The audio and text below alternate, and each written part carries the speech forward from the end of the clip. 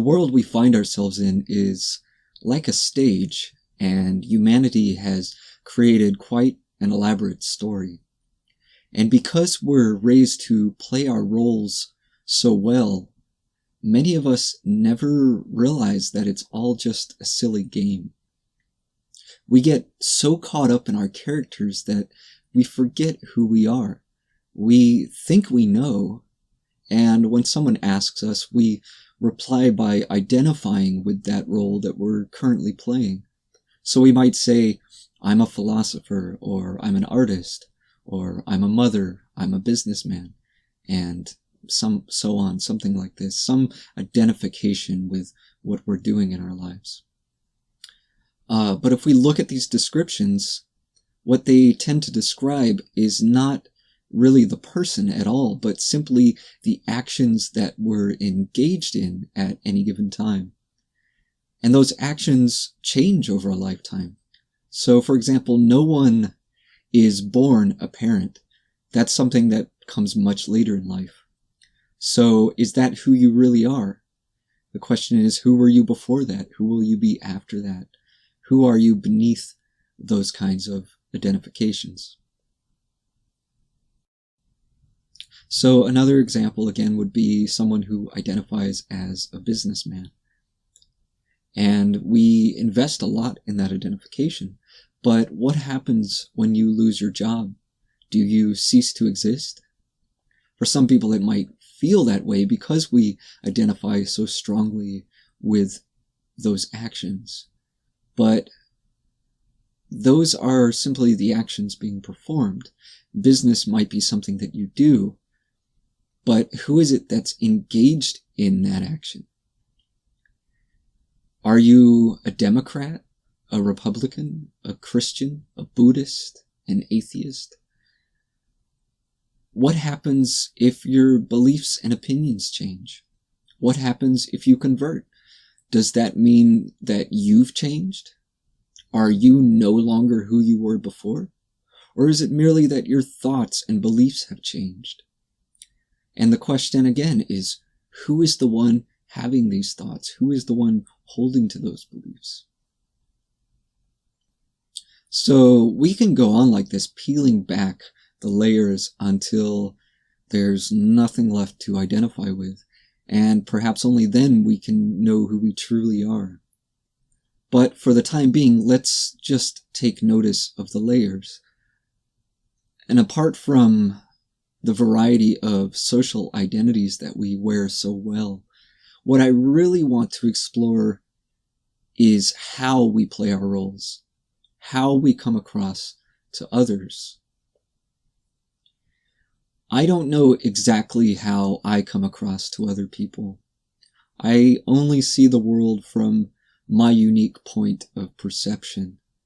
But I suspect that most people don't see me in quite the same way I see myself. In fact, I feel quite certain that most people don't really know anything about me. They only see a small fraction of who I am, of how I present myself, or how much I'm willing to reveal in any given situation. And then even that is interpreted and filtered by each person according to their own preconceived ideas and experiences.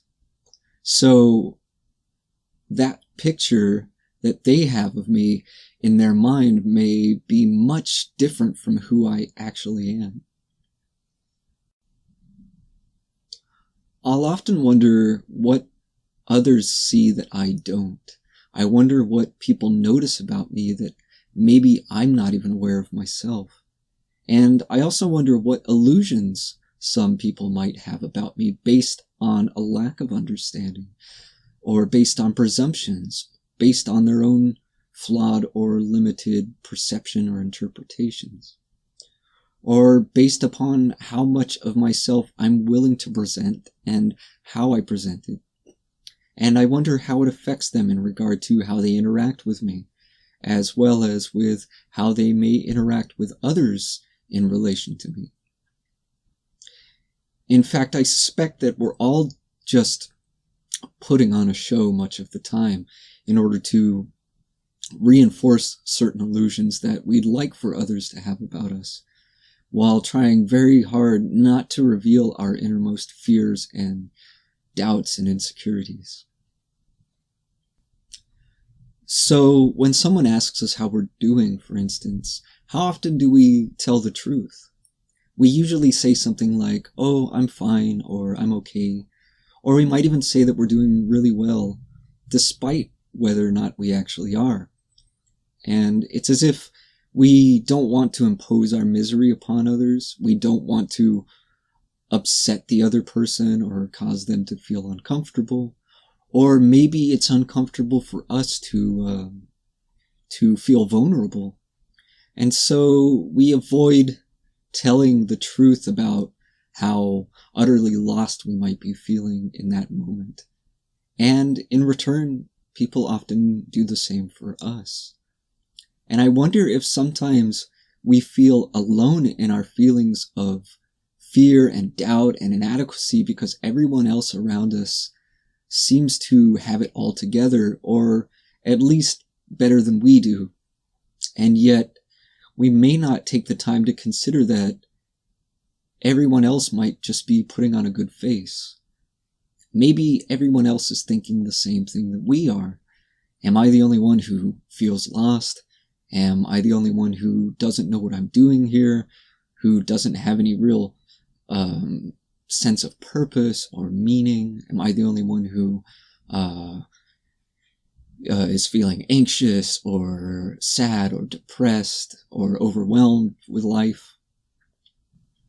It's hard to know exactly what's going on in the mind of other people, but often I get the sense that some people I meet, when they look at me, they might have the impression that I'm a generally happy person. I'm generally outgoing. Maybe I've got it all figured out. And that very idea creates some sense of disconnect between us. Because if I'm here floating on a cloud of bliss and certainty and clarity, and you're over there struggling just to keep your head above the water, then how do we connect? If we're so far divided by this difference, how do we even begin to relate with one another?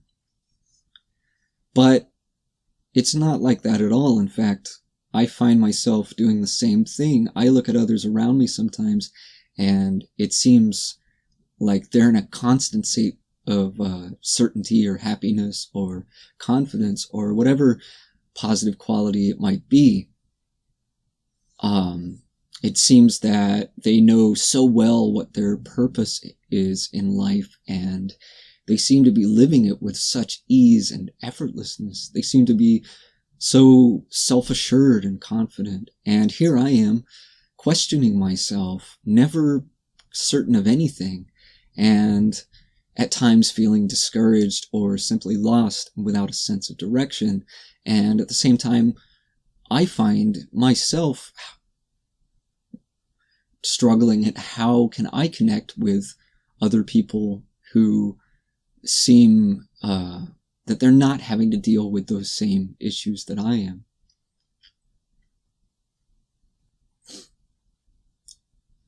But then I think, what if everyone is going through this, but not everyone is talking about it? What if we've all just gotten so good at putting on a smile, and everyone's so focused on everyone else's smiling faces that we never look down to notice that we're all standing in the same shit? And I wonder how much of our own sense of doubt and inadequacy is due to comparing ourselves to the illusion of perfection that we impose upon other people around us. And maybe somewhere deep down, they're trying to work through the same difficult challenges that we are. What would happen if someone asked us how we were doing and we simply told them the truth? Would they recoil in disgust, or would they open up and reveal that they're struggling with something very similar? Whenever I've had the opportunity to speak with anyone where we were open enough to really share deeply from the heart, I found that I can relate to everything they express, no matter what the issue is. What I found is that we all get weighed down by the very same issues in life. The details in our stories may be vastly different. In fact, the details are always unique to our own personal situation, but at the core, the issues are the same. We all find ourselves confronted by fear and insecurities, loneliness, frustration, self-doubt, alienation, uncertainty, and so many other challenging emotions. And I find that when we're able to open up and share these things, when we're willing to be vulnerable in that way, even when we can't offer one another clear solutions, just knowing that we're not alone in those experiences can be deeply powerful and even inspiring. And then in knowing that we're all going through very similar challenges, we can be a support to one another. Even when we don't have the answers, we can simply hold space for one another, offering, if not wisdom, simply empathy and compassion and understanding.